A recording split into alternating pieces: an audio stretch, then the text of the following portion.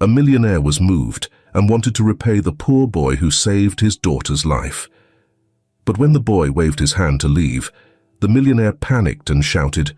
The first glimmer of morning light slipped through the cracked attic window, faint and cold, a reminder of another winter creeping into Boston.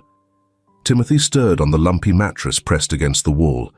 The quilt, patched with mismatched scraps of fabric, barely covered his small frame. He pulled it tighter against the chill that seeped into the attic, through the walls, and the air itself. His eyelids fluttered open, revealing blue-gray eyes that mirrored the dim light around him. He rubbed his arms, brushing against the thin fabric of his threadbare pajama sleeves, and stretched carefully, mindful of the ceiling slanting low above him. A soft groan escaped as he shifted, the ache in his side reminding him of the bucket of water he'd tripped over yesterday. The attic smelled of dust and stale air, an unkind place even when it wasn't freezing. In one corner, a cardboard box spilled out old toys that didn't belong to him. Near the tiny window, a school book lay open, its pages smudged but neat, the only possession he'd bothered to keep in excellent condition. Timothy's feet hit the rough wooden floor with a muffled thud. His steps were light and deliberate as he crossed to a basin of water perched on a crate.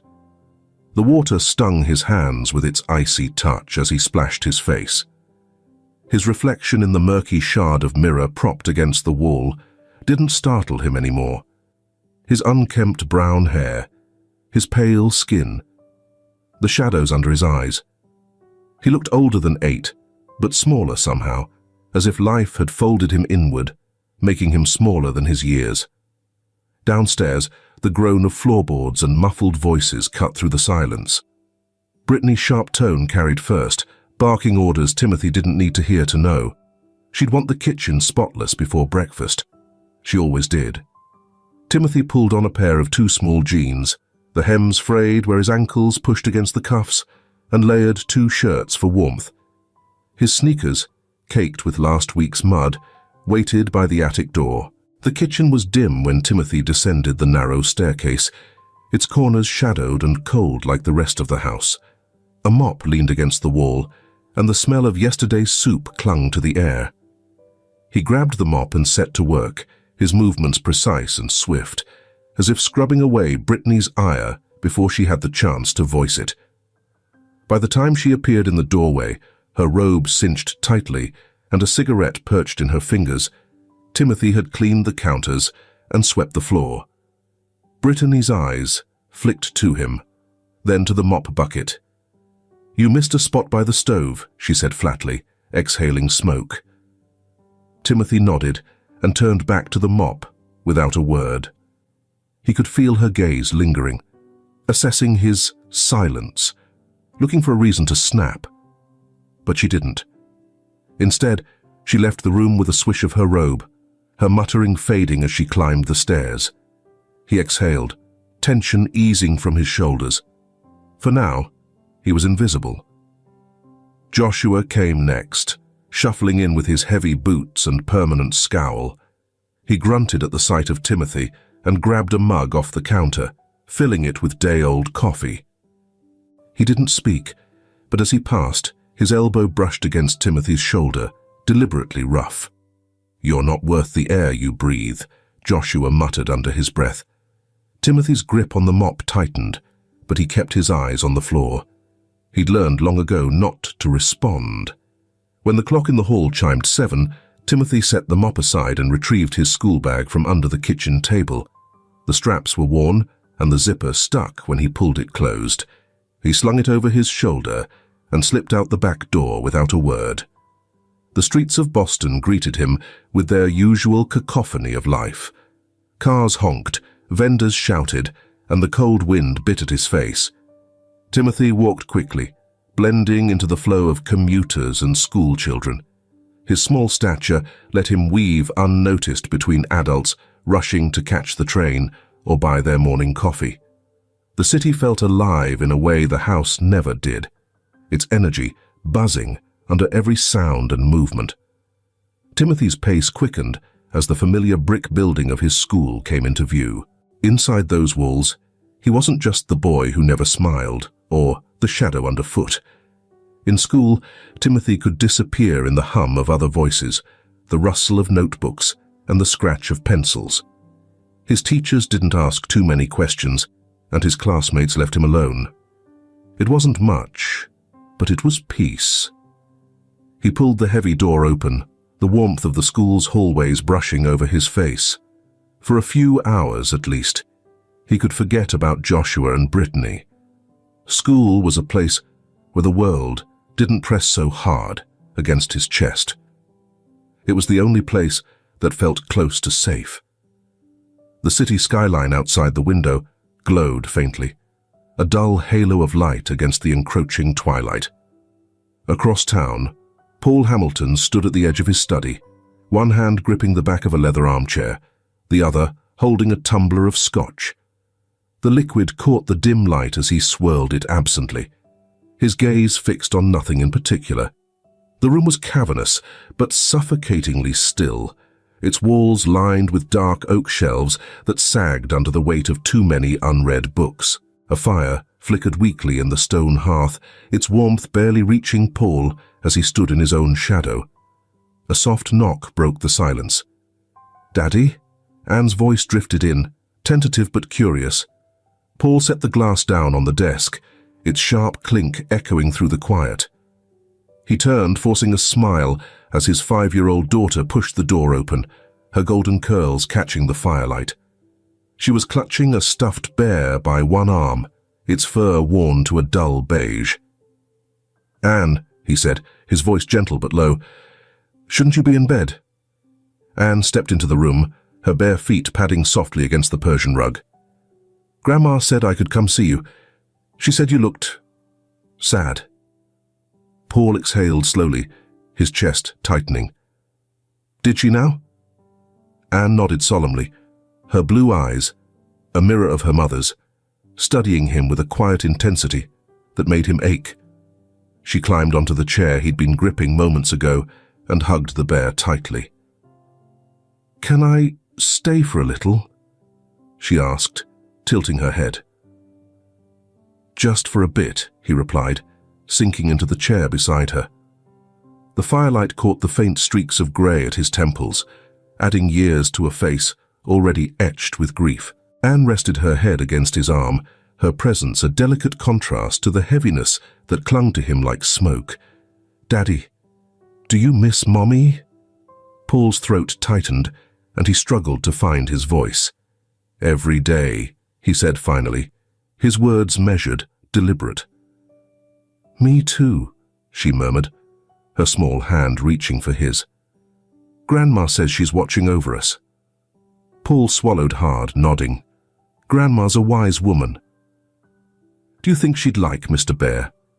Anne lifted the stuffed toy, her earnest expression making Paul smile faintly, despite himself. "I think she'd love Mr. Bear," he said, brushing a stray curl from her forehead. The moment hung between them, fragile and fleeting. Anne's eyelids began to droop, her breaths slowing as the warmth of the room lulled her toward sleep. Paul shifted carefully, lifting her into his arms.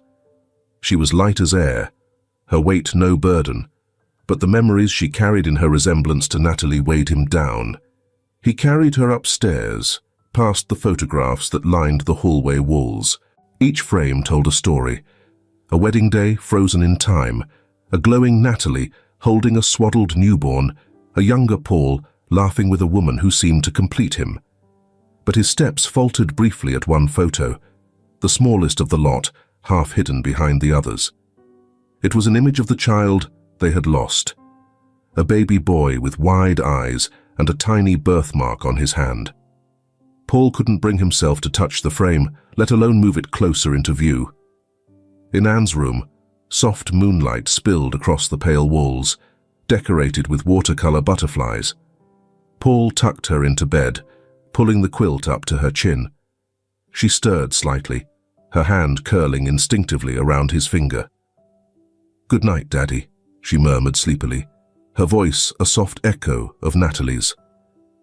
"Good night, sweetheart," Paul whispered, brushing a kiss against her forehead. As he straightened, he caught sight of Catherine, his mother, standing in the doorway. Her silver hair glowed faintly in the light, her hands clasped tightly in front of her. "She fell asleep faster tonight," Catherine said softly, stepping aside as Paul left the room. "She was tired," he replied, his tone distant. Catherine studied him for a moment, her brows knitting together. "And you?" Paul hesitated. "I'm fine." She frowned, but didn't press him, knowing the futility of it. "You're thinking about him again, aren't you?" He didn't answer, but his silence spoke volumes. Catherine sighed, reaching out to squeeze his arm. "You've carried this for so long, Paul. Letting go doesn't mean forgetting." Paul looked at her, his expression unreadable. "I can't let go, Mom," he said finally, his voice a whisper. "Not until I know." Catherine nodded, her eyes glistening. "Then don't give up." "I won't," he said firmly, stepping into the dim hallway. Back in his study, Paul closed the door and sat at the desk, pulling a drawer open. From it, he retrieved the photograph of the baby boy, the same one that had hung in the hall. His fingers traced the outline of the birthmark as if it held the answers he needed.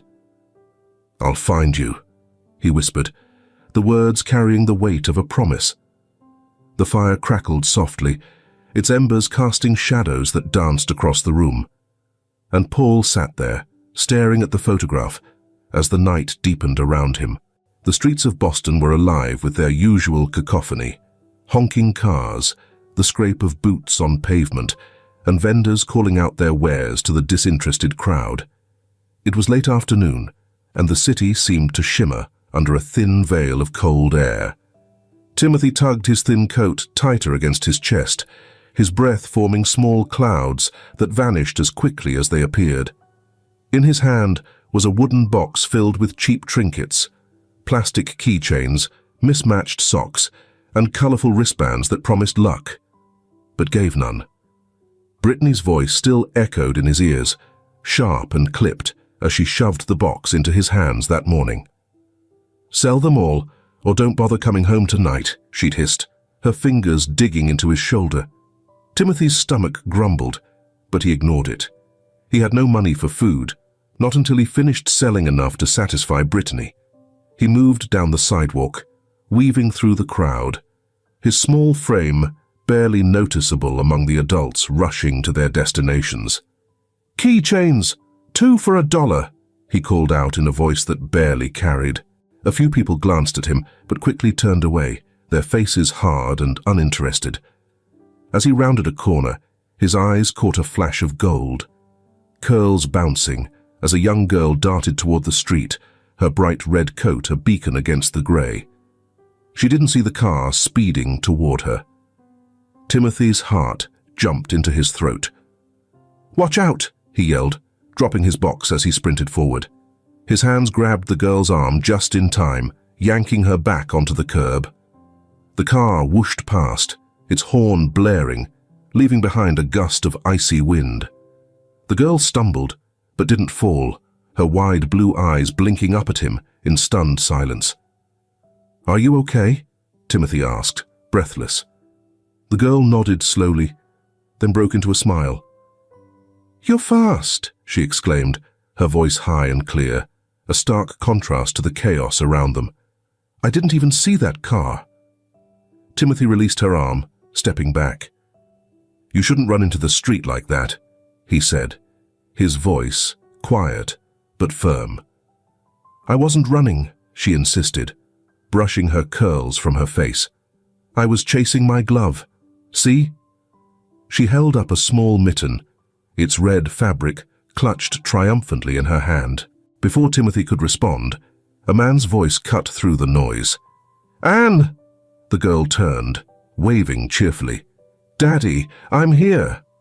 Timothy looked up to see a tall man striding toward them, his face pale beneath the dark wool of his coat.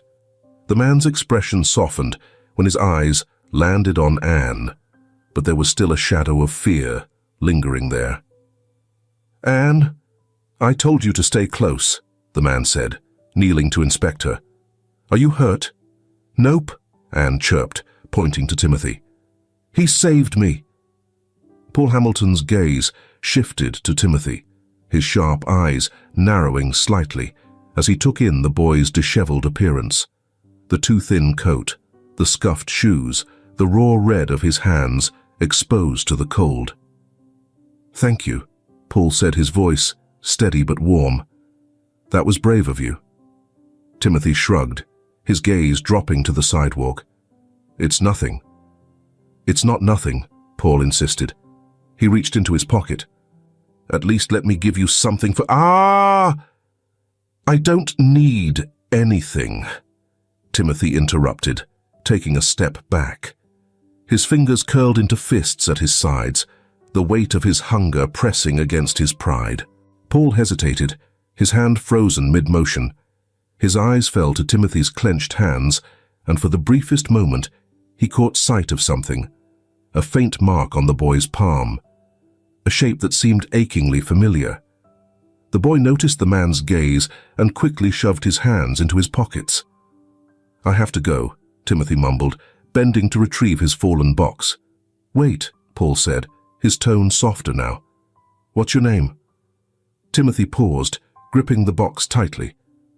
Timothy, he answered finally, his voice barely audible.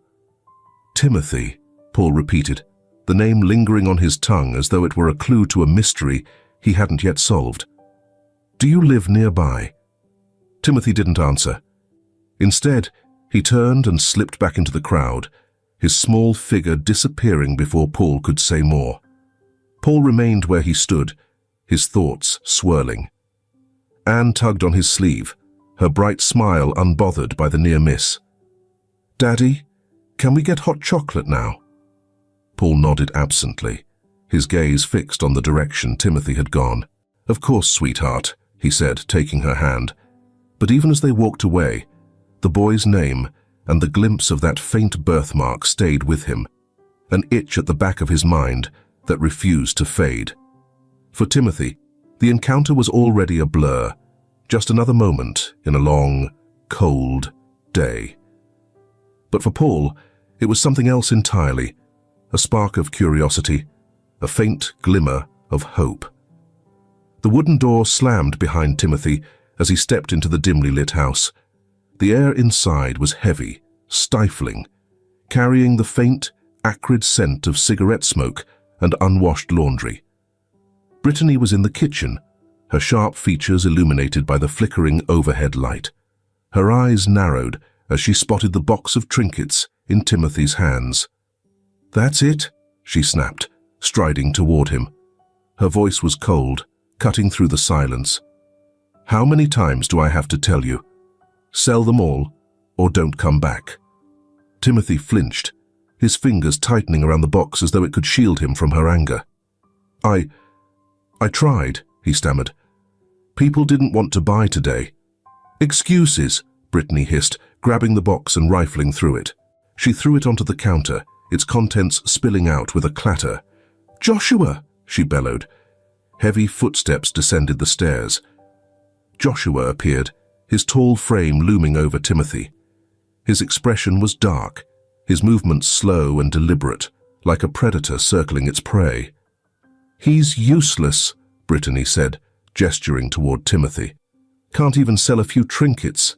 You think we're running a charity here? Joshua's lips curled into a sneer as he stepped closer.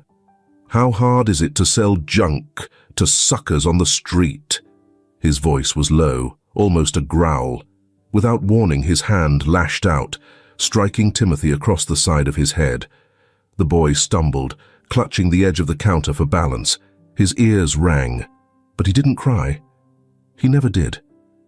Maybe a night without supper will teach you something, Joshua said, his tone full of derision. He turned away, muttering something under his breath about ungrateful brats. Timothy stood frozen, the ache in his side intensifying with each shallow breath. Brittany gave him a withering look before returning to the sink, dismissing him with a flick of her hand. The attic was colder than usual that night. Timothy curled up under his thin quilt, his stomach growling as he stared at the slanted ceiling, his mind drifted back to the man and the little girl, Paul and Anne. Paul's face lingered in his memory, the way his voice softened when he spoke, the warmth in his eyes when he said, "Thank you." It was a stark contrast to the harsh tones Timothy was used to, the constant edge of anger that laced every word in this house. But Timothy shook the thought away. People like Paul didn't care about boys like him. They had their own lives, their own perfect families.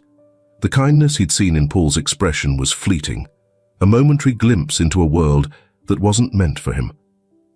Across the city, Paul sat in his study, a glass of scotch untouched on the desk before him. The fire crackled softly in the hearth, but its warmth did little to ease the chill that seemed to settle into his chest. Anne had fallen asleep quickly that night, her cheeks rosy from the hot chocolate they'd shared. Her stuffed bear was tucked under her arm, and the soft rise and fall of her breathing had brought him a brief moment of peace. But now, alone in the quiet of the study, Paul's thoughts circled back to the boy he had met on the street. Timothy. He replayed the moment in his mind, the boy's quick reflexes, the way he had brushed off Paul's gratitude as if he were unaccustomed to it. And then there was the birthmark. Paul reached for the drawer in his desk and pulled out the small photograph that had become both a source of comfort and pain. The baby in the picture, his son, had the same faint mark on his hand. Paul's fingers brushed over the image, his chest tightening. It was impossible, wasn't it? There were so many children in Boston, so many boys who could have a similar mark. And yet, something about Timothy had struck him deeply. "Don't be foolish," he muttered to himself, but the thought wouldn't leave him. A soft knock at the door interrupted his reverie. Catherine stepped in, her silver hair catching the firelight. "You're still awake," she said softly, her tone a mixture of concern and understanding. Paul nodded, setting the photograph down. "I can't stop thinking about him," he admitted. "Who?" "The boy. Timothy." Catherine tilted her head, waiting for him to continue. "He had a birthmark," Paul said slowly, his voice barely above a whisper. "Just like—" He trailed off, unable to say the words. Catherine's eyes softened. "Paul," she said gently, "what are you going to do?" Paul stared at the photograph for a long moment before answering. "I'm going to find out," he said, his voice firm. He picked up the phone, dialing the number of the private investigator he'd worked with before. As the line rang, Paul's resolve solidified. He couldn't let this go, not until he knew for certain. The fire flickered behind him, casting long shadows on the walls.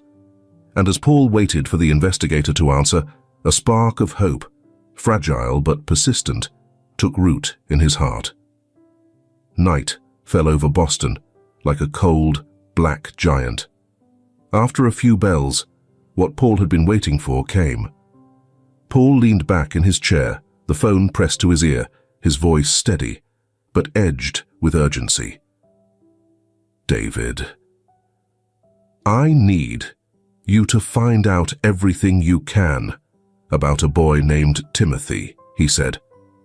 His fingers tapped the edge of the desk rhythmically, betraying the calmness he was trying to project. "He's around 8, thin, and there's a birthmark on his left hand. It's distinctive." The investigator's voice crackled on the other end, professional but intrigued. "Understood. Do you have any idea where he lives or who he's with?" Paul hesitated. "No, but I met him in the downtown area near the market. He was selling trinkets, cheap stuff. His name's Timothy. That's all I know." David paused, his tone turning cautious. "Paul, this isn't the first time you've asked me to look into a child with a birthmark." "I know," Paul said quietly. His gaze drifted to the photograph on his desk, the small, smiling face frozen in time. But this time, I need to be sure. David sighed on the other end. I'll get started right away. Paul hung up, exhaling deeply. The house around him was quiet, the faint hum of activity beginning as Catherine moved through the kitchen and Anne played upstairs. Yet the silence inside him felt louder, charged with anticipation and doubt. Across the city, Timothy stood hunched at the corner of a busy street, the worn wooden box balanced in his hands. The cold wind tugged at his coat, slipping through the gaps like icy fingers. He called out half-heartedly, "Keychains, 2 for $1. But the crowd barely glanced at him. Out of the corner of his eye, he noticed the man again. Paul. He was standing by a lamppost, talking on his phone, his tall frame impossible to miss. Timothy's chest tightened. Paul had been there yesterday too, and the day before that. Always watching. Not openly, but enough for Timothy to notice. The man's presence made Timothy uneasy, but not in the way Joshua's did. Paul didn't have the hard, angry edges of someone waiting to pounce. His gaze, whenever Timothy caught it, seemed more curious than threatening. But curiosity didn't pay for dinner. Timothy turned away and shouted again, his voice cracking against the noise of the street. That afternoon, David called back. "I've got something," he said, his voice brisk. Paul straightened in his chair, gripping the phone. "What did you find?" The boy, Timothy, was taken in by a couple named Brittany and Joshua. They're not his biological parents. He was placed with them after his guardian died. Paul's heart lurched. Guardian? A woman named Beverly. She passed away 4 years ago in a car accident. From what I've gathered, she wasn't related to the boy either, just listed as his caregiver. Paul's hand tightened around the phone. "And before Beverly?" David hesitated. "That's where things get murky. There's no record of where Timothy came from before that. It's like he just appeared." Paul swallowed hard. "And the birthmark?" David's tone softened, as if sensing Paul's growing tension. "It matches the description you gave me. Left hand, faint, shaped like a flower. It's distinctive enough to be rare." Paul's mind raced, the pieces beginning to align in a way that felt almost too perfect. But doubt crept in, threading its way through his thoughts. "Do you want me to dig deeper?" David asked. "Yes," Paul said firmly. "I need to know everything. Every detail about Beverly, about this couple, about Timothy. If there's anything connecting him to my family, anything at all, I need to know." Meanwhile, Timothy returned home as the sun dipped low over the horizon. The house loomed in its usual sullen silence, but the air inside bristled with tension. Brittany sat at the kitchen table, her lips pursed as she counted crumpled bills. Joshua stood by the sink, his arms crossed. "You're late," Brittany snapped, not looking up. "I stayed longer to sell more," Timothy mumbled, setting the box on the counter. His hands trembled slightly, the cold still biting at his skin. "And how much did you make?" Joshua asked, his tone sharp. Timothy hesitated, then pulled a few coins from his pocket. The meager sum clinked onto the table, and Brittany's expression darkened. "This," she said, her voice rising. "This is all you managed? After an entire day?" Joshua stepped forward, his shadow falling over Timothy like a storm cloud. "Maybe you need another lesson about hard work," he growled. Timothy braced himself, but Brittany waved Joshua off, her eyes narrowing. "No, let him go. I'm too tired for his whining tonight." Timothy didn't wait for a second chance. He slipped away, his small feet carrying him up the creaking stairs to the attic. The air was frigid, but it felt safer than the kitchen below. He pulled the quilt over himself and stared at the slanted ceiling, his thoughts drifting to Paul once more. The man's gaze, his voice, his kindness. It was all so foreign. Why was he always there? And why did he look at Timothy as if he were trying to find something he'd lost? Timothy's eyes closed slowly, exhaustion pulling him into restless sleep. Across the city, Paul sat in his study, the photograph of his son beside him, his heart heavy with hope and fear. The faint hum of the investigator's voice was the only sound in Paul's otherwise silent study. David was meticulous, as always, his sentences measured and clear. Paul leaned forward in his chair, every word sinking into him like cold water. Beverly was employed as a nurse at Boston General, David began. She had no record of serious misconduct, but there were reports of friction with colleagues. Most described her as volatile. Paul's jaw tightened. And her connection to Timothy. That's where it gets complicated, David said. From what I've uncovered, Beverly was obsessed with you. Paul's stomach turned. With me? David paused. She worked in the maternity ward when your son was born. There are notes in her personnel file. She was reprimanded for spending too much time with certain patients. You were one of them. Paul's hand gripped the edge of the desk. Go on. Witness accounts suggest she tried to manipulate you, offering extra care, showing interest in your family. When it became clear you weren't receptive, her behavior escalated. David's voice dropped. And then, your son disappeared. The words struck Paul like a blow. His fingers brushed against the photograph on his desk, the faint smile of his baby boy staring back at him. She kidnapped him, Paul said, the words bitter in his mouth. Likely, David confirmed. After she left the hospital, she vanished for several months. No one could account for her whereabouts. When she resurfaced, she had Timothy with her, claimed he was her nephew. Paul's breath caught. And the birthmark? Did anyone notice? Her story must have been convincing enough, David said. Or no one looked closely. After her death in the car accident 4 years ago, Timothy was placed with Brittany and Joshua because of supposed familial ties. Supposed? Paul echoed, bitterness creeping into his tone. David's voice softened.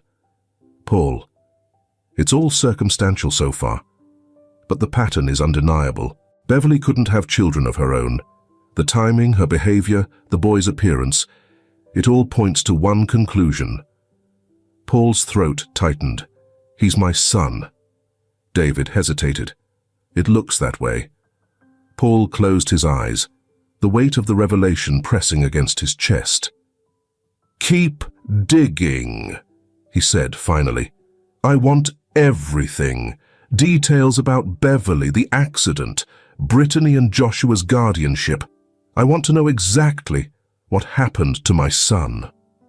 In the dim attic, Timothy lay curled beneath his quilt, the voices of Brittany and Joshua rising through the thin floorboards. They didn't know he was awake, their muffled words bleeding through the cracks like smoke. I'm telling you, that man is asking too many questions, Brittany hissed, her tone sharp.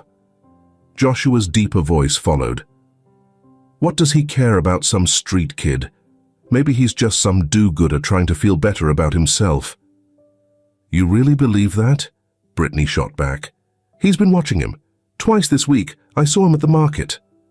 Timothy's stomach churned. They were talking about Paul. Even if he is sniffing around, what's he gonna do? Joshua said, his voice hard. We've got the papers. The kid's ours. Yeah, and Beverly forged those, remember? Brittany snapped. What if he finds out? Joshua's reply was low, menacing. Then we'll handle it. Like we always do. Timothy's breath quickened. He pressed himself further into the corner, his small body trembling beneath the threadbare fabric. Paul paced the length of his study, the fire in the hearth casting long, restless shadows across the walls. He couldn't sit still, not with the weight of what he'd learned. Catherine entered quietly, her expression concerned. You've been up all night, she said softly. Paul stopped, running a hand through his hair. "It's him, Mom. I know it's him." She stepped closer, her silver hair catching the firelight. "You're sure?" "All the signs are there. Beverly. She took him, kept him hidden." Paul's voice wavered. "And now he's trapped with these people, this Brittany and Joshua. They don't care about him. They're using him." Catherine placed a hand on his arm, steadying him. "Then you need to act. If he's really your son, you can't let him stay there." Paul nodded, the resolve hardening in his chest. "I won't. Not for another second longer than I have to." That night, Timothy stayed awake long after Brittany and Joshua's voices faded. The attic was silent, except for the creak of the old beams and the distant hum of traffic outside. For the first time in years, a flicker of hope stirred in him. Paul's face came to mind, kind, steady, different from anyone Timothy had ever known. But with that hope came fear. Who was Paul, really? And why did he keep showing up? Timothy closed his eyes, gripping the edge of the quilt. He didn't know what to believe, but deep down, he wanted to believe in something better. The market buzzed with life, a symphony of footsteps, distant laughter, and the rhythmic clatter of vendors arranging their wares. Timothy stood by his usual corner, his wooden box resting precariously on the cracked pavement. The cold nipped at his fingers as he called out softly, his voice almost drowned by the noise. "Keychains, 2 for $1. Few paid him any mind, as usual, until a small, bright figure broke through the crowd. "Hi." Timothy blinked, startled, as Anne appeared in front of him. Her golden curls danced in the winter light, and her wide grin lit up the dull grayness of the afternoon. She held something behind her back, rocking on her heels as she beamed at him. "You're Timothy, right?" she asked, as if they hadn't already met. Timothy nodded cautiously. "Yeah." "I brought you this," Anne said, producing a carefully wrapped sandwich from behind her back. "Daddy said I should share. And you looked hungry last time." Timothy's stomach tightened, both with hunger and hesitation. He glanced around quickly, wary of Joshua or Brittany appearing from nowhere to accuse him of stealing. I can't take that." "Why not?" Anne tilted her head, her expression so genuine it made Timothy feel small. "It's just a sandwich. It's turkey and cheese, my favorite." He swallowed hard, eyeing the neatly wrapped sandwich. "Thanks," he mumbled, taking it from her gingerly. "But you didn't have to." Anne giggled. "Daddy says helping is good for the heart. Plus, I wanted to." Before Timothy could respond, Paul's voice came from a few steps away. "Anne, don't wander too far." Paul approached with a measured pace, his coat collar turned up against the chill. His sharp eyes softened as they landed on Timothy, who instinctively took a step back. "Hello again, Timothy," Paul said, his voice warm but steady. Timothy nodded, clutching the sandwich tightly. He shifted his weight nervously, unsure of why the man's presence made him feel exposed, yet oddly safe. "You don't have to be scared," Anne piped up, oblivious to the tension. "Daddy's really nice. He's like, the nicest dad ever." Paul smiled faintly but didn't press Timothy, instead watching the boy closely. "Having siblings is great, right? Do you have any siblings? Comment cookies if you're an only child, and comment milk if you have siblings you love." Now, we continue. There was something familiar in the way Timothy tilted his head, the quiet deliberation in his movements, even the way he avoided eye contact. It was like looking into a mirror of his own childhood. Anne, ever curious, kept chatting. "Timothy, do you like stars?" she asked, pointing to a small keychain in his box, shaped like a silver star. "They're okay," Timothy replied hesitantly, glancing at the trinket she'd picked out. "I love them," Anne said with a grin. "Daddy tells me stories about them. Maybe we could all look at stars sometime." Timothy stiffened, unsure of how to respond. Paul took the moment to crouch slightly, his gaze leveling with Timothy's. "Anne can be persistent," Paul said lightly, "but she means well. You handled her bravery the other day, so I think you'll survive her curiosity." Timothy gave a small smile, the first crack in his guarded demeanor. As Anne darted off to admire another stall, Paul straightened. "Timothy," he said gently, "do you mind if I ask you something?" Timothy shrugged, though his muscles tensed. "Would it be okay if I—" Paul hesitated, reaching out. "You have something in your hair." Timothy flinched, but Paul moved slowly, plucking a small thread caught in his dark curls. The boy barely noticed as Paul slipped the strand into his coat pocket. "Thanks," Timothy muttered, unsure of what just happened. "Of course," Paul replied smoothly, his expression calm. "Take care of yourself." Later that evening, Paul sat in his study, his heart pounding as he stared at the envelope in his hands. The DNA lab had promised expedited results, but he hadn't expected to receive them so soon. He opened the envelope with trembling fingers, pulling out the sheet of paper inside. His eyes scanned the words, each line bringing him closer to the answer he already knew in his heart. 99.9% probability of biological relation. Paul's breath caught, the paper falling from his hands onto the desk. The room seemed to tilt for a moment as the weight of the confirmation settled over him. "Timothy," he whispered, his voice breaking.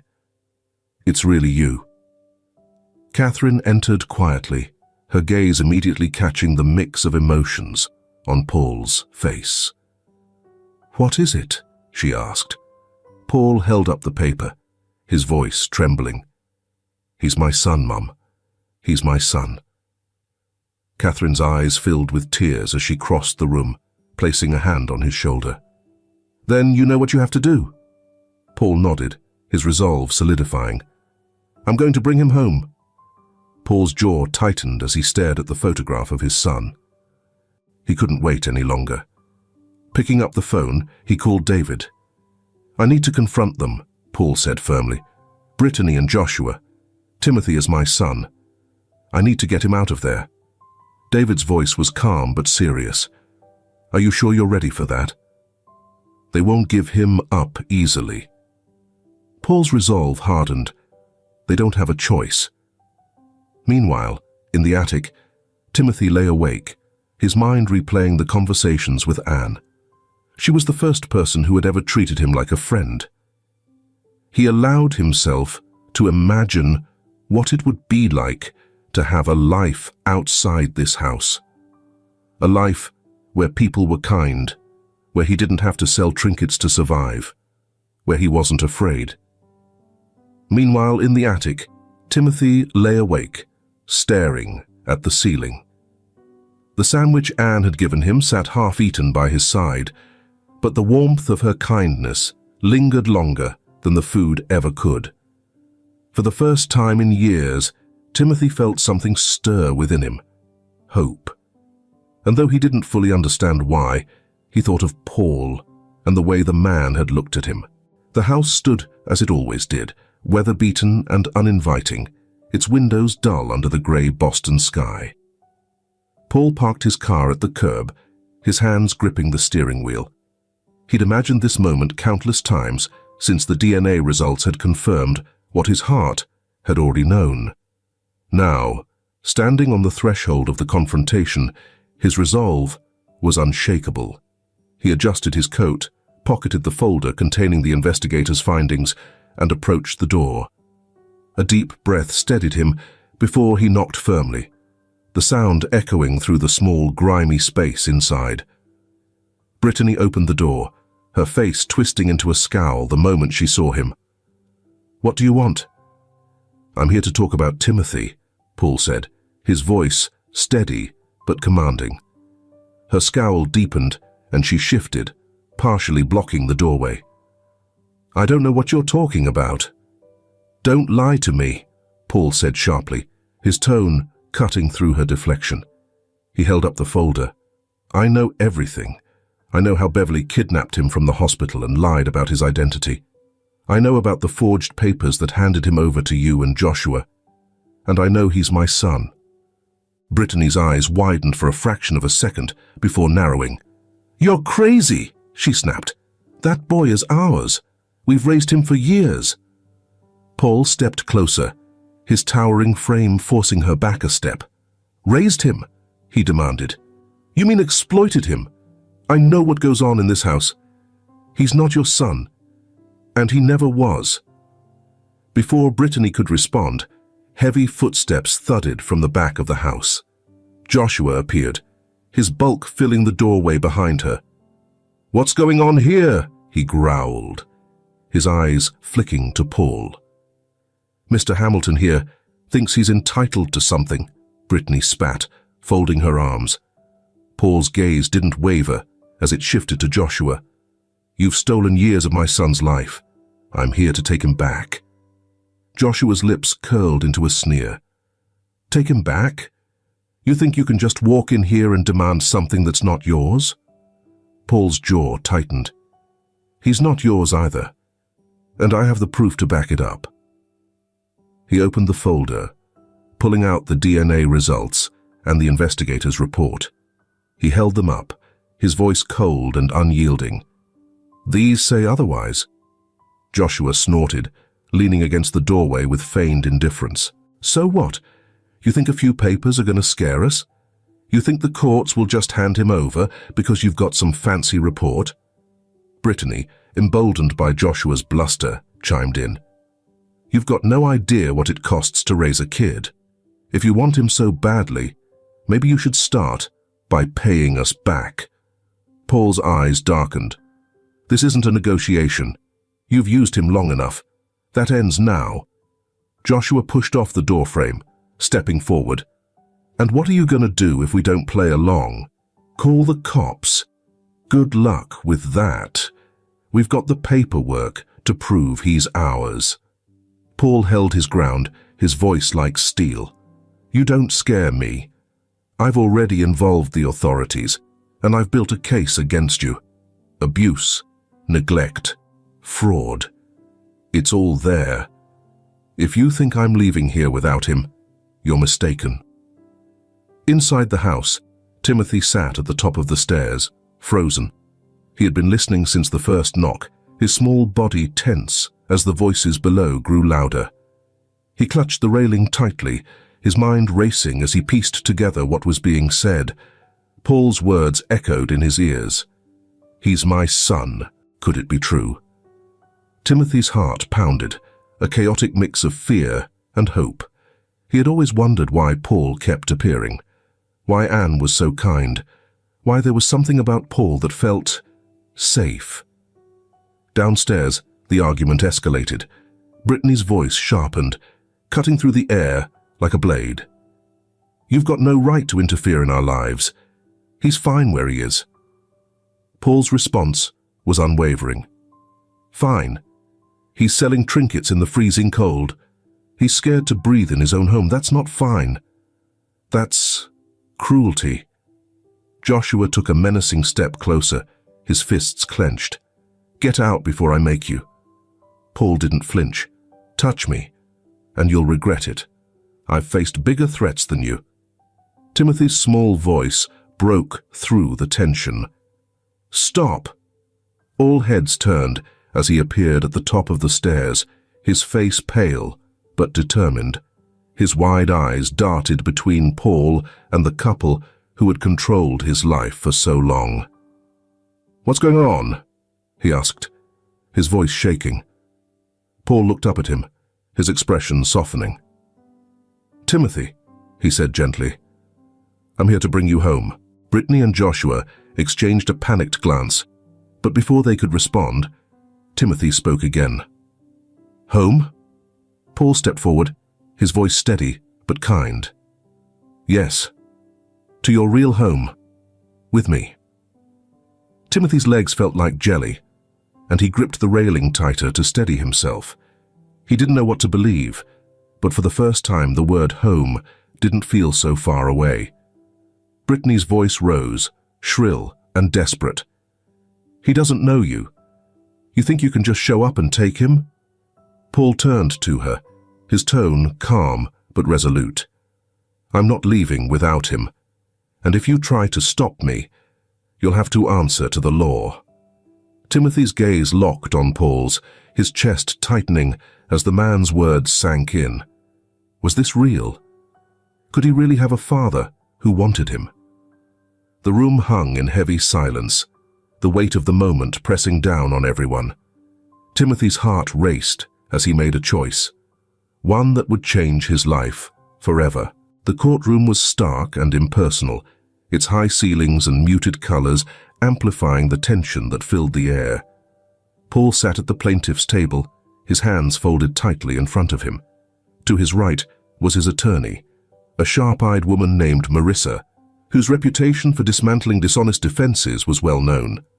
Across the aisle, Brittany and Joshua sat rigidly, their faces a mix of defiance and poorly concealed anxiety. Their lawyer shuffled papers, avoiding eye contact with Paul. Timothy was not in the room.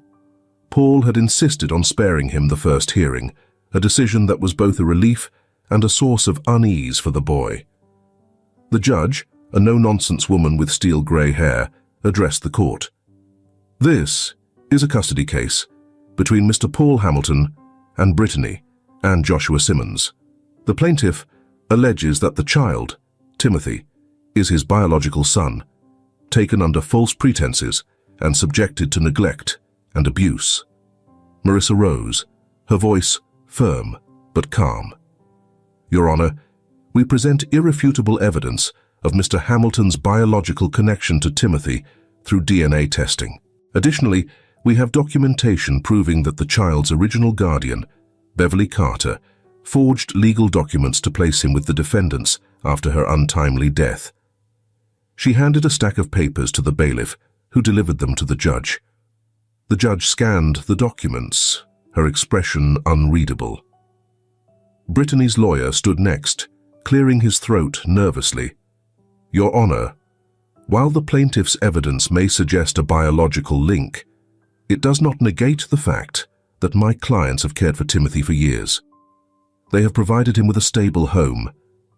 Marissa interrupted smoothly. "Stable? Your Honor, we have photographic evidence of Timothy being forced to sell goods on the street, regardless of weather conditions. Witnesses have testified to seeing the defendants berate him in public, and we have medical reports indicating signs of physical abuse." The words hung heavily in the air. Brittany shifted in her seat, her knuckles white as she clutched her handbag. Joshua's jaw tightened, his glare fixed on Marissa. The judge raised a hand to stop the growing tension. "I will hear from the defendants directly. Mrs. Simmons, do you wish to respond to these allegations?" Brittany stood, her voice shaky but laced with indignation. "Your Honor, this man, he's just trying to take Timothy because he's rich and thinks he can have anything he wants. We've done our best to raise him. Kids sell things sometimes, that's not abuse.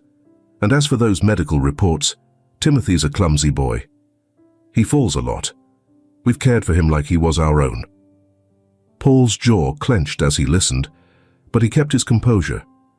Marissa leaned toward him, whispering, "Let her dig her own grave." The judge's eyes narrowed as she addressed Joshua. "Mr. Simmons, do you have anything to add?" Joshua stood, his posture aggressive. "This guy shows up out of nowhere, flashing his money and acting like he knows what's best. Where was he when the boy needed someone? We took Timothy in when no one else would. We're the only family he's known." Paul's hand tightened on the table, but Marissa spoke before he could. "Your Honor, the defendants' claims of altruism are contradicted by their financial records." She handed another document to the bailiff. Bank statements show a pattern of cash withdrawals corresponding to Timothy's street sales.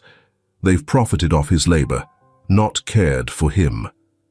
Brittany's face reddened, her defiance faltering. Joshua muttered something under his breath, his lawyer shooting him a warning look. The judge turned to Paul. "Mr. Hamilton, do you have anything to say?" Paul stood, his voice steady but tinged with emotion. "Your Honor, I never gave up searching for my son. The moment I found Timothy, I knew he was mine, not because of DNA, but because of the way he looked at me, as if he'd been waiting for someone to care. I can't undo the years he's spent in pain, but I can give him a safe, loving home. That's all I want. For Timothy to know he's wanted, and that he matters." The room fell silent as Paul's words settled. Meanwhile, Timothy sat in a small, brightly lit room just outside the courtroom. A social worker had stayed with him, offering gentle words and snacks he hadn't touched. His hands fidgeted with the edge of his shirt as his thoughts spiraled. Would the judge send him back to Brittany and Joshua? Could Paul really be his father? And if he was, what would that mean? Timothy had never dared to imagine a life outside the Simmonses' house. Even now, with the possibility in front of him, the idea was terrifying. What if Paul was lying? What if he wasn't? The door creaked open, and Catherine stepped in. She smiled warmly, her silver hair soft under the fluorescent lights. "Hi, Timothy," she said, sitting across from him. "How are you holding up?" Timothy shrugged, not meeting her eyes. "I know this is a lot," Catherine said gently, "but I want you to know, whatever happens, you're not alone." Timothy's throat tightened. He wanted to believe her. Back in the courtroom, the judge leaned forward, her voice firm. "Based on the evidence presented, I find significant cause for concern regarding the defendant's treatment of Timothy. I am ordering temporary custody be granted to Mr. Hamilton, pending further review." Brittany's gasp filled the room, but the judge silenced her with a look. "This court prioritizes the welfare of the child. Further hearings will determine permanent custody. But for now, Timothy will leave with Mr. Hamilton." Paul's breath caught as relief flooded him. He turned to Marissa, who nodded with a small smile. Outside the courtroom, Timothy looked up as the door opened. Paul stepped out, his expression soft but resolute. "Timothy," Paul said, crouching to meet his eyes. "You're coming home with me." Timothy hesitated, his heart pounding. Hope and fear warred within him, but as Paul extended his hand, the boy took it. Timothy felt a glimmer of something he hadn't dared to feel before. Safety. The Hamilton household was warm and inviting, a stark contrast to the cold shadows of Timothy's former home. Large windows let in soft winter light, and the faint scent of fresh-baked bread lingered in the air. Anne darted through the halls, her laughter echoing as she chased a small rubber ball. Timothy stood just inside the front door, clutching his worn duffel bag.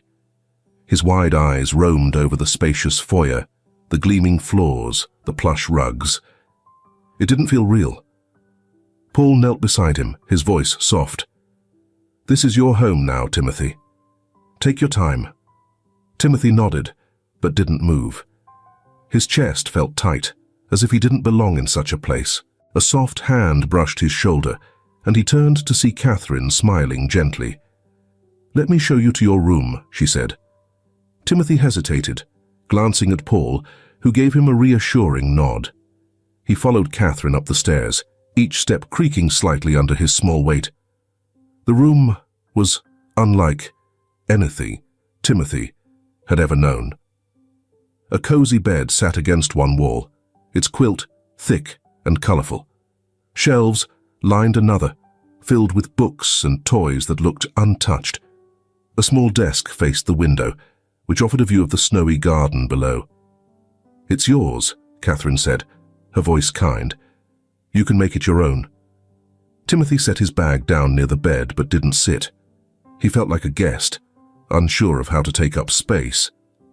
"Dinner will be ready soon," Catherine said, sensing his hesitation. "Take a moment to settle in." "No rush." Timothy nodded, watching as she left.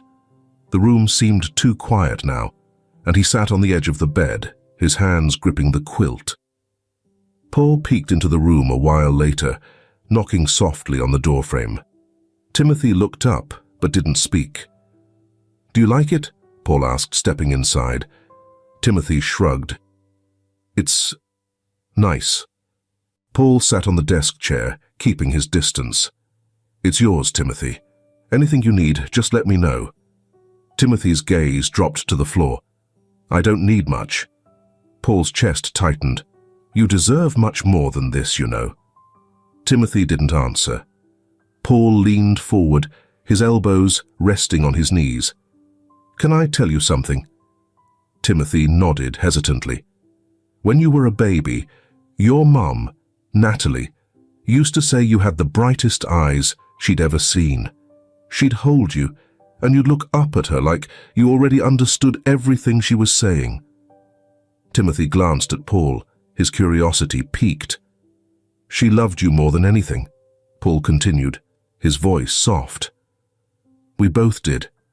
When we lost you, it was like losing part of ourselves. But I never stopped looking, Timothy. Not for 1 second." Timothy's throat tightened. "You really wanted me?" Paul's voice was firm. "More than anything." That evening, Anne tugged Timothy into the living room, her excitement contagious. She had set up a game of checkers on the coffee table and insisted he play. "You'll love it," she said, handing him the red pieces. Timothy hesitated, but sat down. Anne explained the rules with exaggerated gestures, her voice bright. Paul watched from the armchair, his heart lifting as Timothy's small smile grew into soft laughter. By the third round, Timothy was leaning forward, his focus intense as he plotted his next move. "You're pretty good," Anne said, pouting as he captured 2 of her pieces. "Guess I'm lucky," Timothy replied, his grin timid but genuine. Days turned into weeks, and Timothy began to settle into the rhythm of the Hamilton household. Anne's relentless warmth broke through his walls, coaxing him into games, stories, and snowball fights in the garden. Catherine's gentle presence gave him a sense of stability he'd never known. But it was Paul who worked the hardest to reach him. He read Timothy stories every night, his voice steady and calm as he wove tales of courage and hope. He told Timothy about Natalie, her kindness, her laughter, the way she'd sing lullabies, even when she was tired. "She would have loved you to meet Anne," Paul said one evening. "She always wanted a big family." Timothy listened quietly, his heart aching in ways he didn't fully understand. One evening, as Paul tucked Timothy into bed, the boy hesitated before speaking. "Paul." Paul froze, then turned, his expression soft. "Yes, Timothy?" Timothy's small voice wavered. Can I call you Dad?" Paul's breath caught, and for a moment he couldn't speak. When he finally did, his voice was thick with emotion. "Of course you can." Timothy sat up, his eyes shining. "Dad." Paul knelt beside him, pulling him into a gentle hug. "I've been waiting so long to hear you say that," he whispered. Timothy held on tightly, his small frame trembling against Paul's. For the first time in his life, he felt truly safe. That night, Paul sat in the living room with Catherine, his heart full. "He called me Dad," Paul said quietly, his voice filled with wonder. Catherine smiled, her eyes glistening. "He's finding his way. And so are you." Paul nodded, a sense of peace settling over him. Paul stood at the kitchen counter, carefully sealing the envelope. Inside was a check, a substantial sum, enough to make Brittany and Joshua think twice about lingering on Timothy's absence. He tapped the envelope against his palm, his jaw tightening as he thought of the years they had stolen from his son. Catherine entered the room, her eyes questioning as she noticed his tension. "You're really going to do this?" Paul nodded, slipping the envelope into his coat pocket. "It's not for them," he said firmly. "It's for Timothy. For the food they gave him, the school they sent him to, however little they cared.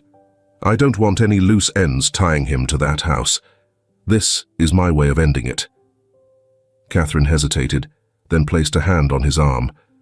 And if they come back? They won't, Paul replied, his voice steady. This is the last thing they'll ever get from me, or from Timothy. That evening, Paul parked his car outside the dilapidated house one final time. The windows glared back at him, cold and uninviting. He stepped out, crossing the small yard with slow, purposeful steps. He slid the envelope through the mail slot, pausing for a moment as if to ensure it had been delivered. Inside was a note, short and direct. For Timothy's food, education, and care. Take this and let him go. Let him have the life he deserves. Without knocking, Paul turned and walked away, the sound of his footsteps fading into the night. He didn't look back. There was nothing left to see. The happiness of the Hamilton household enveloped Timothy as the days turned into weeks. Slowly, he began to shed the layers of fear and distrust that had wrapped around him for so long. Mornings were filled with laughter as Anne insisted he join her at the breakfast table to share her favorite pancakes. Catherine, ever gentle, helped Timothy with his schoolwork, her patient voice guiding him through lessons that had once seemed impossible. Timothy started school in the nearby neighborhood. The first day was nerve-wracking. He lingered near the entrance, unsure if he could navigate this unfamiliar world. But Anne, who attended the same school, grabbed his hand and pulled him along with her unyielding confidence. "Come on, Timothy. You'll like it here. I'll show you everything," she chirped. By the end of the week, Timothy had begun to find his footing. His teachers noticed his intelligence, though he rarely spoke up. Slowly, he began to feel pride in completing his assignments and the encouragement he received at home. One quiet afternoon, Paul called Timothy into the living room. In his hand, he held a photograph of Natalie, her warm smile frozen in time. "This is your mum," Paul said, his voice soft. "She would have loved to meet you." Timothy studied the photo, his fingers tracing the edges. "What was she like?" Paul smiled, a mix of joy and sadness in his expression. "She was kind, strong. She laughed, and that could light up the whole room. And she loved you more than anything in the world." Timothy hesitated, then asked, "Did she ever talk about me?" "All the time," Paul replied. "She used to dream about what kind of boy you'd grow up to be. I think she'd be really proud of you." Timothy's eyes glistened, and he clutched the photograph as though it might tether him to a past he was beginning to reclaim. A few days later, Paul drove Timothy to a quiet hill just outside the city. Snow dusted the gravesite where Natalie rested, the marble stone gleaming under the pale winter sun. Paul kneeled beside the grave, brushing a hand over the inscription. "Hi, Nat," he murmured, his voice thick with emotion. "I brought him back. Timothy's here." Timothy stood a few steps behind, unsure of what to do.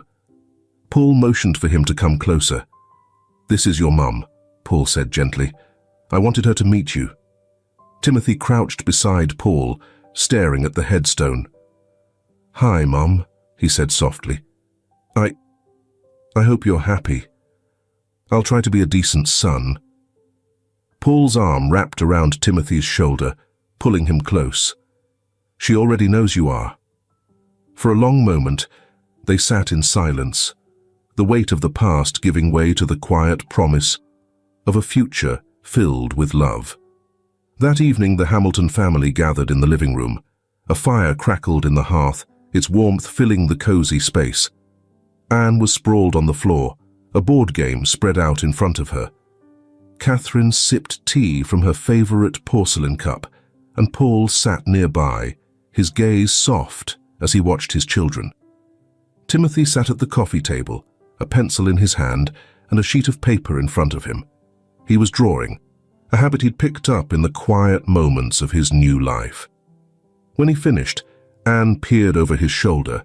Her curiosity piqued. "What are you drawing?"